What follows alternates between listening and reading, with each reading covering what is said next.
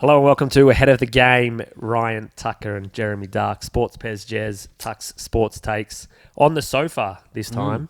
Getting nice and cozy, mate. This is good. I like this vibe. Yeah. A bit different holding the microphone in front of the face, but I think you'll get used to it. Yeah, I don't know. Probably not. I'm not good at these coordination things, so we'll see how it goes. Today, Shoot the Tappin'. We'll recap the Thursday games in AFL and NRL and then look ahead to the weekend and what you're watching. There's some pretty exciting games in both codes. And I'm just springing this on you now, but the Supercars has started off kind of in our favour, although we know the Red Bulls are trailing. Yeah, but we can dive into that. Are we diving into that right now? Oh, I don't know. I don't have much to say on it. Yeah. It's just sprung it, made a bit of variety. Let's talk about it later. Okay. We'll go into the NRL and the AFL last night. Yeah, so it took me a while to catch up with the score of this Adelaide and Geelong game to start off gather round. And I watched the first half and a little bit, and I thought Adelaide have this wrapped up. They were looking so strong going forward. Fogarty and Keys were strong. Tex Walker was having a great game.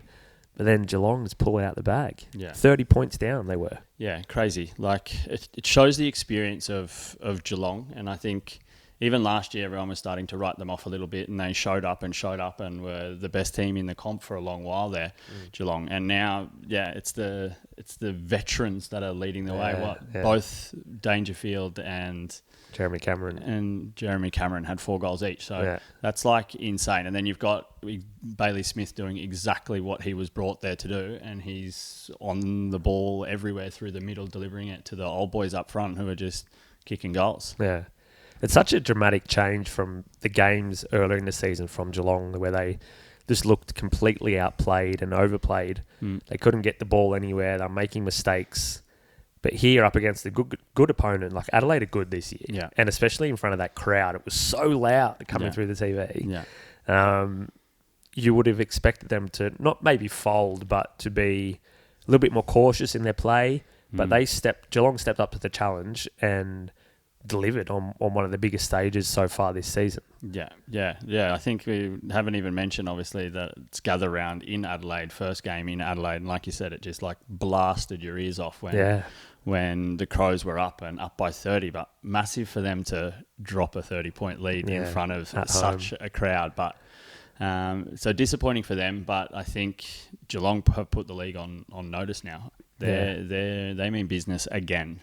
And the longer they play together, I think the more that Bailey Smith develops in his role in the midfield, which he has had a flying start when he's been healthy. Yeah, they're gonna be there again. Like, you can't believe you continue to say it every year. It's like, Geelong are there. It's just a given now. I don't know why you ever tip them to finish outside the top 4 or the top 8 because they find a way, and they're the real deal again.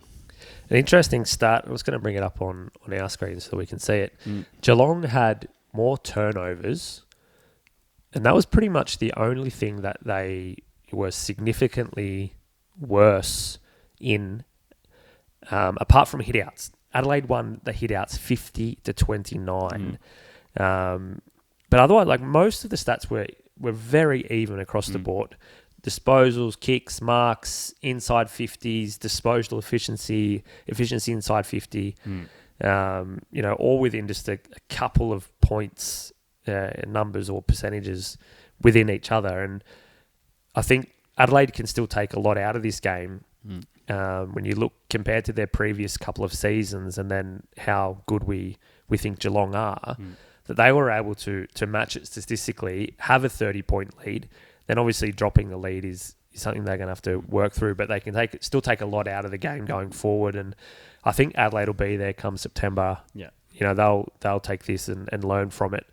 And I think you'll see them further down the track be a little bit more cautious that they don't throw away these leads. Yeah, absolutely. Like, it's circumstantial almost. Like, you're not going to you shouldn't throw away a 30-point lead every time. Like, it's obviously just a moment maybe got to them, but like, I don't know, the similarities there are, like you said, they're got a similar strengths between the two. And I think we also need to point out Tex Walker. Like, he's been a little bit off the last couple of seasons. And just it was some small effort plays that we saw from Tex last night where he was just seemed so much more interested than he did when he was sort of struggling last year. And if that's with injury or everyone was talking age, but it feels like he's started the season with a whole new outlook and is like doing these small percentages, making intercept marks, almost in his defensive half. And it's like seeing that from Tex, I think lifts the other players because they know, okay, well, he's on and it really sort of gives them a whole new energy when he's playing well. Yeah, 100%. He's a spiritual leader for the team. Absolutely. Motivates them, and you know it yourself. You've played footy or whatever, and the old guy in the team's making big plays. Like, oh, okay, well, I can't let him be better than me. Yeah, that's right. So I've got to lift up my game to match it. Yeah, 100%. But effort, man, is there effort in the Penrith Panthers? Well, what do we say about these Penny Panthers? Like, talk about a fall from grace. Yeah. The dynasty was set to end sometime, but for them to crash this hard, I don't think anybody could have guessed that they'd be, 1-5 to start the season, lost 5 in a row. Yeah, insane. Because like what were we saying when we did the write-up on that game over at bets.com, it was the first time... .au, yeah, sorry. It was the first time they'd lost 4 in a row since 2019, and then from 2020 they made the grand final. So now, I don't know, it's going to be interesting to go back into the stats now and see if I think it was in 2019 they also lost 5 in a row. So, well, I think there was a stat. I don't know if this is complete, lads. It was, I've seen a lot of stats over the past few days, but whether it's ever or for a very long time, a defending premier hasn't lost 5 in a row. Oh, wow. Ever. Wow. I think it's ever. Yeah. That's insane. Yeah. Like, and you don't know, we spoke about this at length, just, in day-to-day stuff, that how important Luai was to this team as a motivator, as a glue guy. James Fisher-Harris, similar motivator, that quiet guy. Well, not quite. He'd definitely have a voice in the locker room, but leads by example. Yeah. Taupō's been injured. Also a guy, a glue guy that gets the team up and running. And if you have a lot of younger guys that are new to the team, it's harder to create that culture and that kind of the band that you get because no one has that. It takes time to develop, and that's you see. I think with Melbourne, they don't make wholesale changes to their team. No. It's you blood a guy, and you take some time to blood him. Then you bring the next guy in and you blood. Yeah. Penrith have had to blood a number of guys this season. Yeah. And it's had an effect on their effort, the way they play. Yeah, definitely the way they play. Like, I think it's hard to call out their effort like we opened this segment with, but it's... I think, the impact, I think from the outside looking in, you think the personalities that are at the club still and that haven't been injured are quite serious guys. Like, I don't know, you see sort of Ivan Cleary, Nathan Cleary, they're all business. Yeah. And then you take this sort of motivated energy, but positive energy that from guys like Luai and Taupō and Taruva and, and you take them out of the side, everything maybe just becomes a little bit too flat, too serious, too flat, too business, and then you don't. Everything then tightens up. Like, I think for the first time in a long time when I've watched a Panthers game, I was like, even Nathan Cleary was making crazy plays. There was a scrum. They were still in the game. I think they were down by 10 or 12, and they get a scrum feed on their like attack of 20, and they kicked on the first play. It's like, that's not the Penrith you that's, for me, that's like a panic play. We need to do something to change momentum. And when you pull one of those off, of course it's huge. It changed the game. But if you don't, it has, I think, a double negative effect. Yeah. And when you're out of form, you've lost 4 in a row, and you're making plays like that, it hurts you. And that's not the Penrith you're used to. You're used to them building pressure no matter what the situation. They can be down by 12 going into the break, and they'll come and win by 12 because they've worn you down and they've played their game and they just do those consistent, make you tackle, make you work. And that wasn't there. They were forcing the ball too much.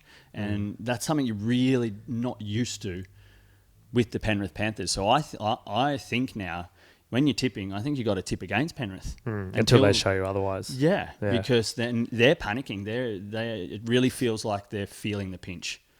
And it's not just their attack either; it's the defense. They were conceding, was it 15.6 points per game for the whole season last year, and they've been one of the best, or the best defensive team for the last kind of 4 or 5 years. Yeah, that's the dynasty. And you look now, and it's like 30 odd points per game, and I'm going to bring up a really good statistic from the Rugby League eye test.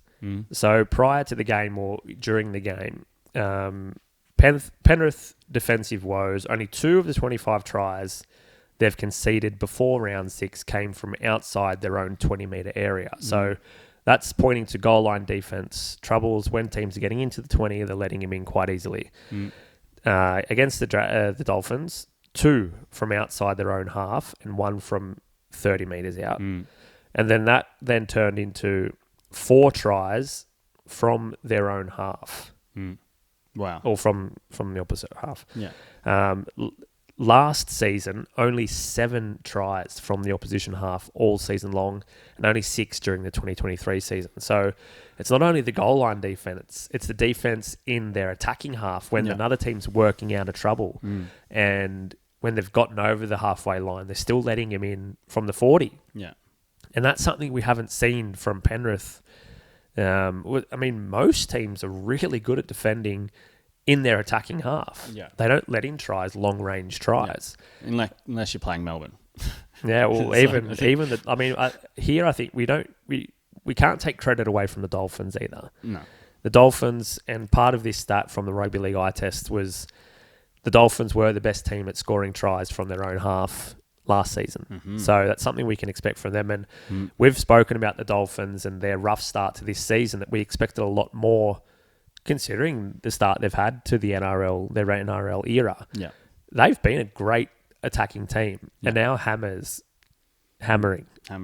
Yeah, 3 tries last game, and then scored his first try against the Dolphins. And for all you first try scorer pickers out there, first try scorer the last 2 games. So Willie, next week, I think you throw a lazy fiver on the hammer to score the first try in the Dolphins game next week. If it wasn't against the Panthers, all the talk would have been about the Dolphins are back. Yeah. The Dolphins, look how good they are. Look how strong they are. Look how they're attacking from their own half. But because it was against Penrith, all the talk is like, shit, Penrith are bad. Yeah. How bad are Penrith? Yeah. And you're not giving the credit enough to the Dolphins. Yeah. But I think you can do both. You don't have to talk about Penrith's bad defense and take away from the Dolphins. You can do both. But they've had 2 big performances now. I think I was sort of a little bit like quietly hot on the Dolphins to do well this year, even though Wayne Bennett moved on, because you look at the pedigree of Kristian Woolf and he's won Super Leagues, he turned around Tonga, he has a system once he can get it working there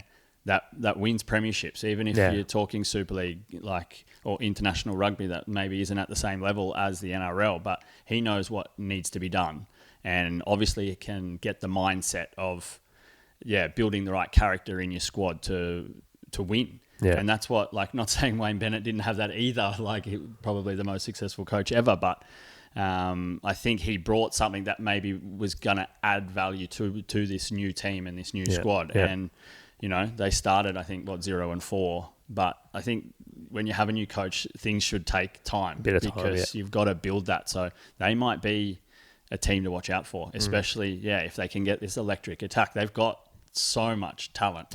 The weakness, they're halves. They've got young halves, but if Wolf can develop those young halves and get them, unlocking guys like Hammer early in the tackle count, they become an extremely dangerous team. Like what Melbourne are. They attack from anywhere on the field, and you can never relax. So if they make sure that they take advantage of those tired forwards or tired backs early in a tackle count, we're going to see a lot more tries from them. And then if they learn to defend well, then look out. They might just scrape into the 8. Their back 5 is arguably one of the best in the league. With you got Hammer at fullback, Jermaine Asako and Jack Bostock on the wings, both incredible finishers and very athletic, fast guys. Yeah. Jake Averillo and Herbie Farnworth in the centres that, Averillo, say what they want about the guy, but he is impressed at every position he's played. He's strong. He doesn't miss a heap of tackles. He's smart in his footy. You've seen the line breaks Herbie Farnworth made there to set up Hammer's first try. Just runs the line, just hard to tackle, knows when to pass. And, that back five is strong. Yeah. So, Dolphins, if they can get it together, exactly like you say, the halves, forwards need to be a bit better in defence. They're allowing their opposition to march up the field. But I'm high on them as well. I've been. Interesting. All right, quick break. Yeah. Come back. What you're watching.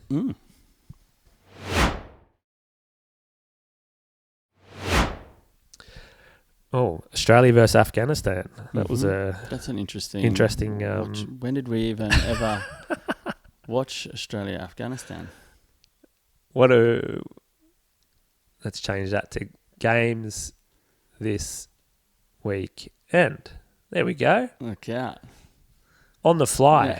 Editing on the fly. That's right. That's we don't want to muck around in post production. No. It's raw. It's real. That's right. It's what keeping it real. That's what we do. What are you watching this weekend, Post? Yeah. I don't know. Where do we want to start? Let's start with the Supercars. I think you dropped the Supercars a little bit earlier. Maybe we'll start there. Yeah. In New Zealand, in Taupō. It's had a 50% chance then. Well, not really. There's 14 different pronunciations of that. Yeah, and I'm always going to get it wrong. So bad.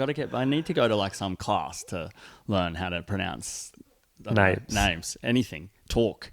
Taupō's good. I went skydiving outside of Taupō, Lake really? Taupō. Nice. Looks Perfect. Beautiful there. Yeah, but very nice. Supercars. Yeah, back in the Kiwis. We backed the Kiwis early, as soon as we were sort of doing the previews about the race, because only the second time in this new generation of supercars that they've been there, and it's a tough track. It's the surface and the different changes in levels, and I think the Kiwi drivers that have driven there have an advantage straight away, and it showed even in the first couple of practices that they're strong, and it looks like or the big teams are struggling. Cam Waters is struggling, the Rebels are struggling. Yeah. So they're gonna have an advantage, and we love Payne. Actually, he took a pole in the dry. Last year it was really, really wet conditions to start off with, and then the second race was dry qualifying and a dry race. So you sort of obviously have to go off that because it's going to be a dry weekend, and Payne qualified fastest of anyone in the Penrith.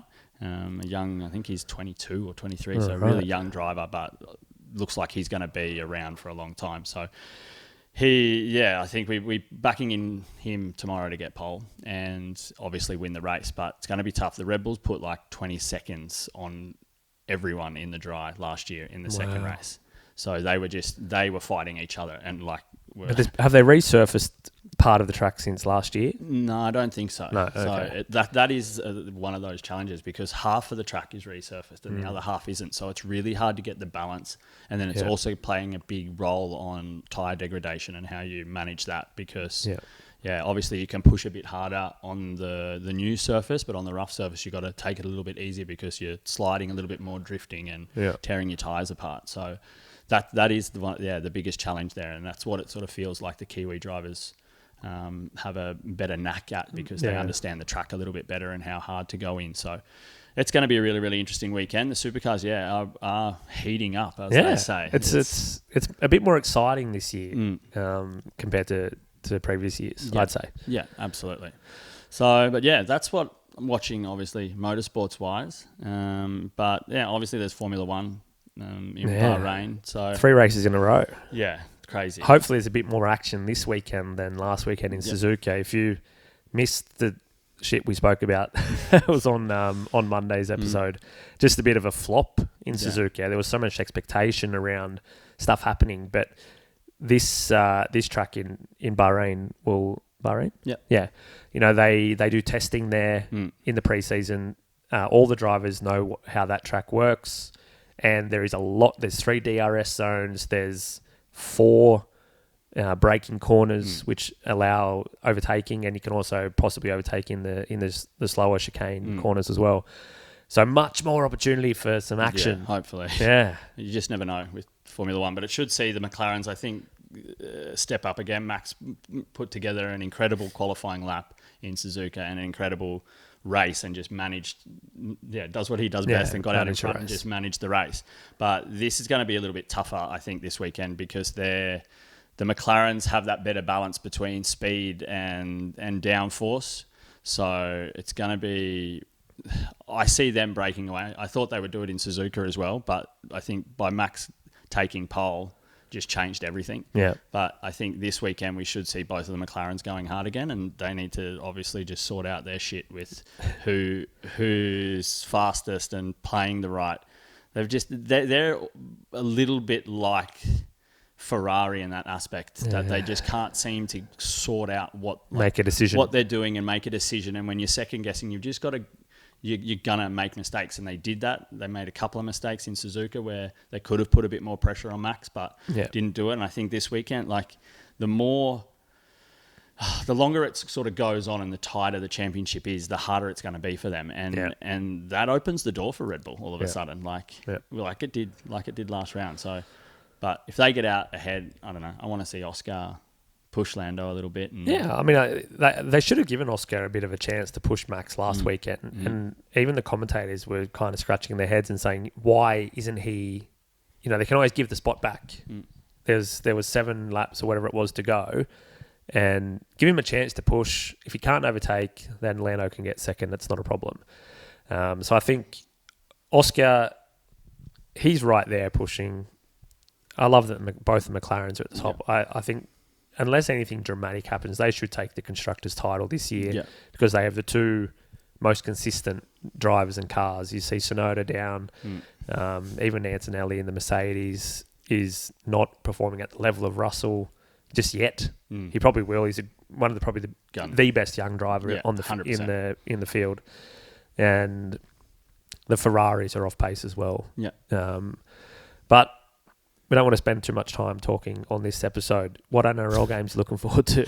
NRL, it's going to be it's an interesting round in NRL as well. But the game I'm looking forward to the most, I called you when I was writing my preview, and I think we spent 30 minutes talking deep into... I was just like, I'll ring you for 5 minutes and have a quick chat about some of the statistics, because it was, I don't know, a little bit interesting. And we talked for like 30 minutes about it because the New Zealand Warriors are like topping most of these key statistics that we like to do a lot of our write-ups and base a lot of our predictions on. And that's like run meters, line breaks, tackles in opposition 20, territory, the ones that we find are most telling. And the Warriors are topping most of those. I think besides line breaks, where they were like, I don't know, maybe 6th or 7th, they're the best team in the comp in all those other areas, and also fairly high defensively against those key statistics, where Melbourne are a little bit mid-pack in all of those.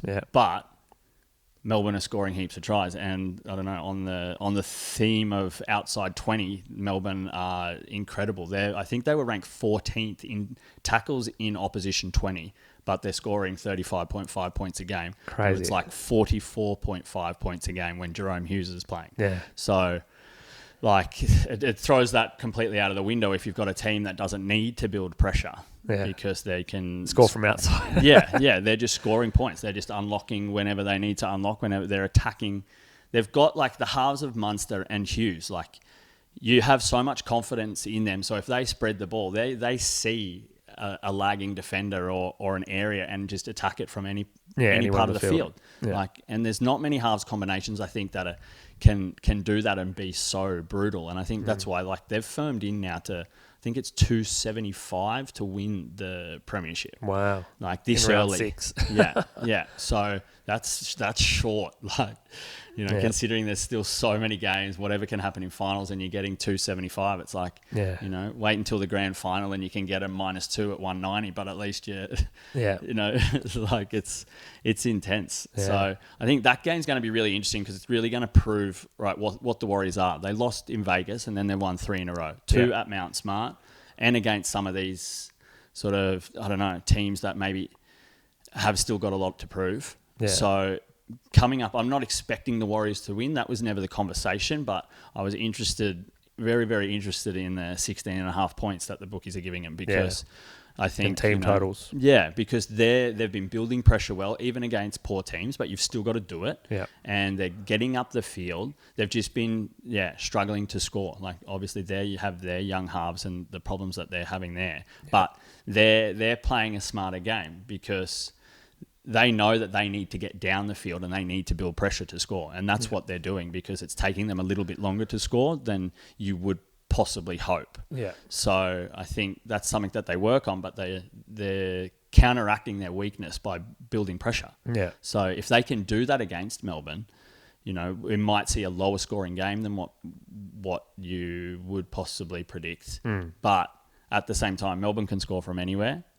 And if they do build pressure, then you should see New Zealand score a little bit as well. Yeah. And then you're going to see an extremely high scoring game. Which, so it could be anything. It could be anything. But I think Melbourne have also been sort of letting in points. Yeah. So that's why you're sort of interested in maybe Melbourne aren't going to score as much, but you're going to see New Zealand score more than expected, and that's going to give us a high total. So, Well, very good to see. I'm looking at 2 games in the AFL. I think the Demons will get a win against Essendon, and I did that right up on bets.com.au, and I think it's time. They look like a team where they haven't hit rock bottom. They're not that bad, but they've hit a spot where they're like, shit, we're in trouble. We need to change something. Our attitude needs to change. We need to be better. And I think we saw that somewhat last game in the way that some of the players played and how they reacted to the result. Yeah. So I think they're going to get back on top. And I'm also interested in the St Kilda GWS game. Now, I'm not a St Kilda fanboy this season. I've said that they're pretty shit. I am. Yeah. But their record against the Giants is really good. And they have shown in the last couple of games that their deficiencies in scoring that we've seen from them since Ross Lyon took over again, they've just blown that out the water. And they have, the players, all the jacks. Yeah. My headline was they're jacked up. Yeah. I've used the headline for the Saints as well. It's like, how many jacks does it take to win? Yeah. Right. And I think they're in a really good spot for their club to be able to push for finals. Yeah. Maybe not a top 4 team, but if they're there, on one game they could come up with a game plan to destroy any team. Yeah. And they got the players. So I think it'll be an interesting game to watch. I don't know if they beat the Giants. I think they cover. They keep it close enough. What was the line? 13, I think, 13 and a half.